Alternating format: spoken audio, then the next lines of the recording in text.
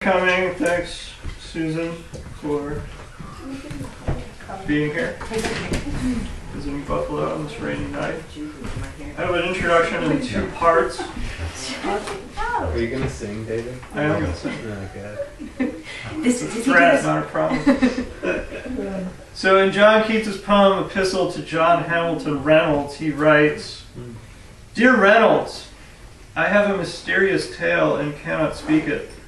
The first page I read, upon a lamplit rock of green seaweed among the breakers, 'twas a quiet eve, the rocks were silent, this wide sea did weave an untumultuous fringe of silver foam along the flat brown sand. I was at home and should have been most happy, but I saw too far into the sea, where every maw, the greater on the less, feeds evermore. But I saw too distinct into the core of an eternal fierce destruction, and so from happiness I far was gone." This kind of supersensory, hyper-intense mimetic quality applied even to what should have been a pleasant moment spent contemplating the sea, the refusal to rest on placid surfaces, the seeing through and identifying with the most abject and threatening, might explain the fact that Keats alone among his fellow Romantic poets recognized the dawning threat of capitalism around him in industrialized England, what he elsewhere calls, quote, "the miasma of London." In poems such as Lamia, Isabella, even in lyrics like La Dame Sans Merci, Keats revisits again and again the eternal fierce destruction he sees in the commerce and commodification more and more taking hold in the early 19th century.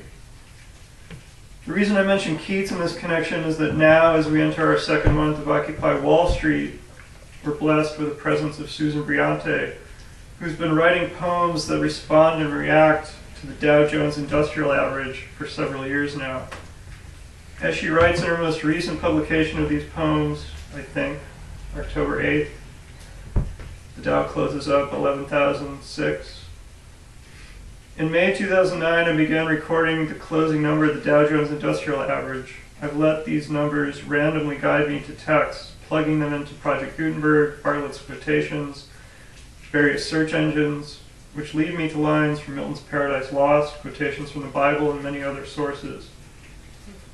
I allowed those texts to exert their influence over a series of poems much in the same way the closing number of the Dow exerts an influence over our lives.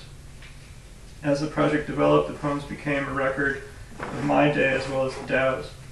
I find this sort of postmodern and personal response to the current capitalist crisis to be a radically interesting update of Keats's still misunderstood mimetic project.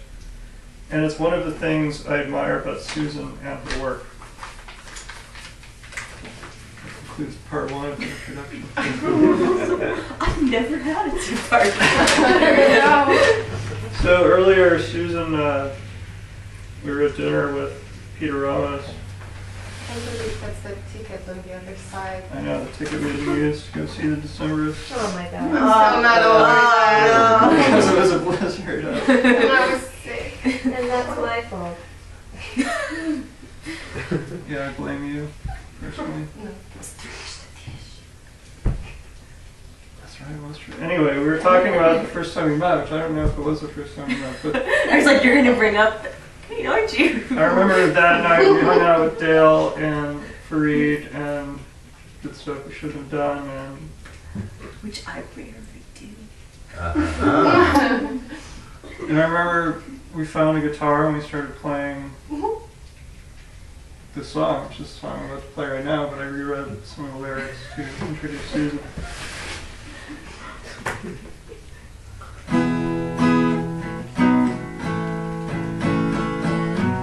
Susan Briante, Susan Briante.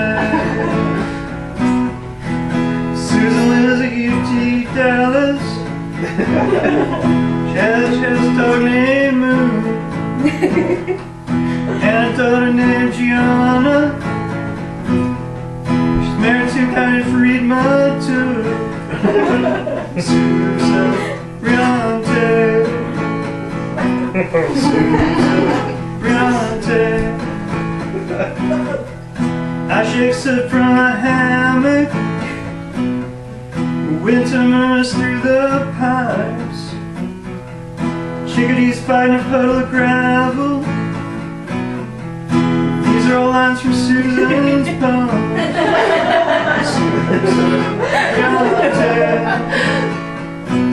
Susan Briante.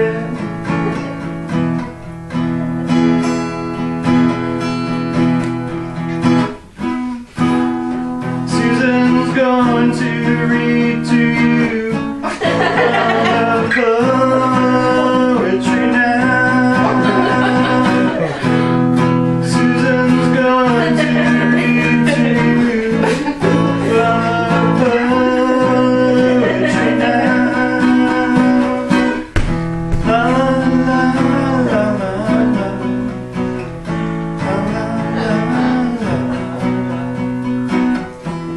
La la la la la.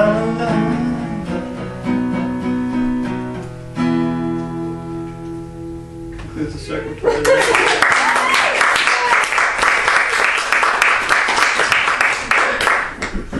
Awesome, man. You know how like people are always like, how could I follow that up? You know, it's like you read the poem, that's like I really am a little bit like, I don't know how to follow that shit up. What am I gonna do now? Sing it, sister. My voice, I can't even sing my poems, my voice is shot, I'm all snotty. Damn. Thank you, David, really.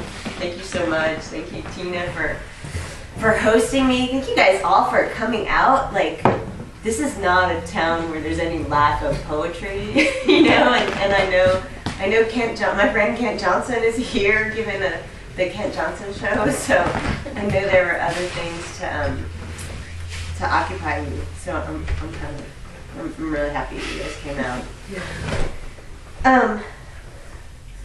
So I feel like I guess we should, despite the presence of the camera, which is a little unnerving, we'll do this informally. Like, I'll read a little bit from my book Utopia Minus, which I think also deals with economic issues in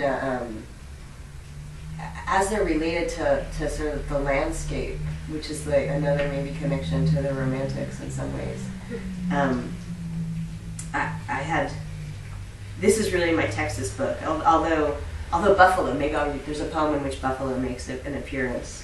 And I was working on a dissertation project about ruins in the American imagination, and the sort of two-line summary of that project is this country has more abandoned buildings than most other developed countries, and yet we have this notion of ourselves as being different from, say, Europe, because Europe is old and full of ruins, and in America everything's new, and it doesn't hold up. Like, we have there's a Civil War history of ruins if you look at some southern cities, et cetera, and there's tons of what I call economic ruins. So I was writing this kind of scholarly book about this stuff, and just thinking about what gets recorded in our landscapes and what gets erased, and what histories are being spoken or suppressed through those things. So that was basically the one-sentence description of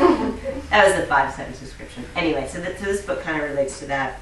And then I'll read some of the some from a chapbook and a chaplet that are both more directly related to the stock market. And I'll sit and read because this is a cozy, this is a sweet IKEA chair. But if this position, you know, if I start swallowing my own voice, just like signal to me in the back. This is called The End of Another Creature.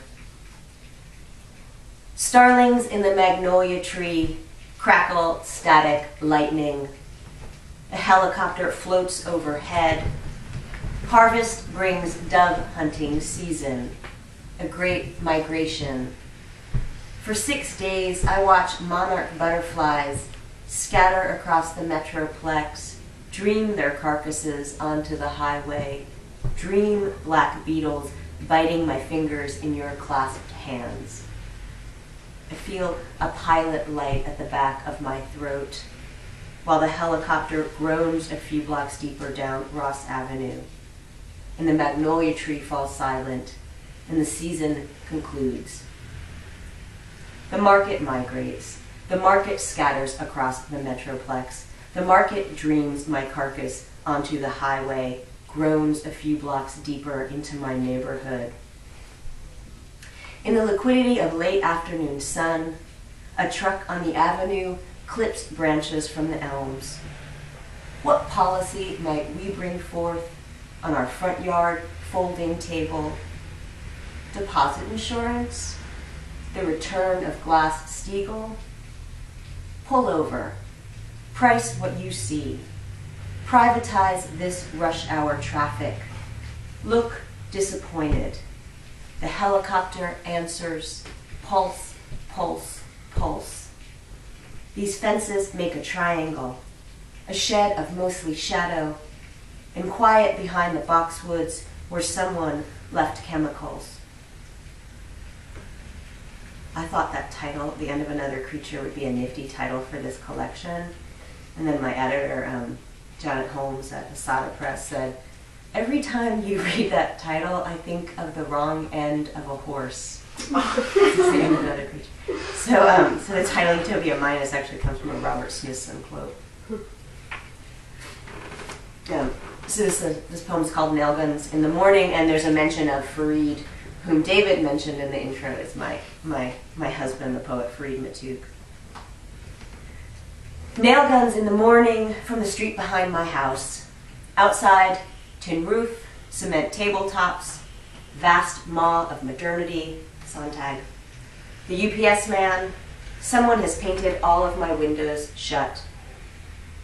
The study of trauma comes shortly after the steam engine, an affliction known as railway spine, characterized by headaches, fatigue, difficulty in breathing, reduction of sexual potency, stammering, cold sweats.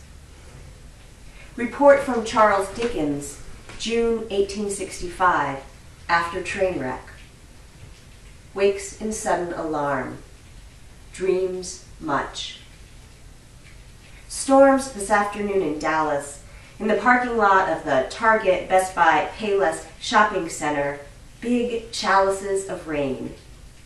Contusion sky over the east, big yellow bus moving north toward the dark end of what? This weather, this fiscal year, this end of empire during which I'm reading the circulars stuck in my screen door, ice waiting in the highest breath of atmosphere. It will get to us.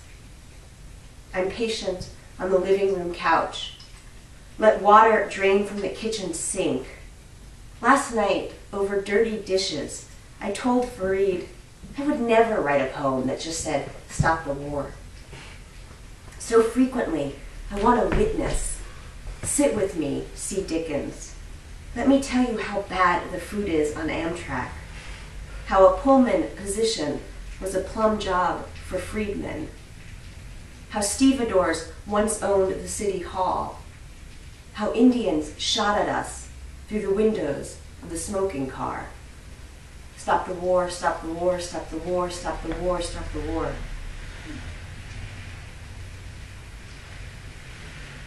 It's cool to hear the rain outside. Although I'm in like that rain, I'm fetishizing rain because we went so long without it. Isabella. The problem is that I always want two things at once. To linger on Egyptian cotton sheets and be up at my desk, hard drive worrying. To sit on the dock, dangling my feet in Eagle Lake and simultaneously writing you this letter about the ripples I send clear to the far bank. How my toes hang above reeds and tadpoles. About the family of geese that came on shore yesterday afternoon and shit everywhere. I'm learning to row. Winds blow from the west. An oar can act as brake or motor. The ribs of the boat make a cradle. Last night's sleep was shallow, and I dreamt I flung myself over a group of children, with arms spread until my winter jacket opened to wings. Men torched parked cars. Police hurled grenades across the street. And while we huddled behind a Gap advertisement near a subway entrance, my father ran towards the barricades, calling another woman's name.